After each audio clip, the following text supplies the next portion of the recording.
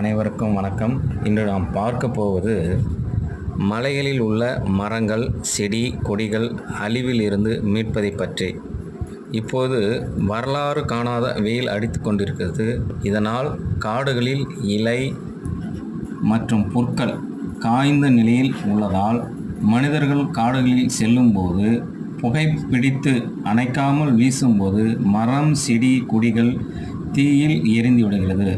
இதனால் வன உயிரினங்கள் தீயில் இறந்தும் மற்றும் மாற்று இடம் பெயர்கிறது. நாம் இயற்கைக்கு மாறான செயல்களை செய்யும்போது பேரழிவை நோக்கி நாம் நகர்ந்து கொண்டிருக்கிறோம். இதனால் இதை மீட்க காடுகளில் மற்றும் நாம் வசிக்கும் பகுதியில் அதிக மரம் நட வேண்டும். நீர் ஆதாரங்களை ஏற்படுத்துதல் வேண்டும். நீர் வழித்தடங்களை தடுப்பு ஏற்படுத்தல் வேண்டும். நீர் சிக்கனமாக பயன்படுத்த வேண்டும் என அன்புடன் கேட்டுக்கொள்கிறேன்.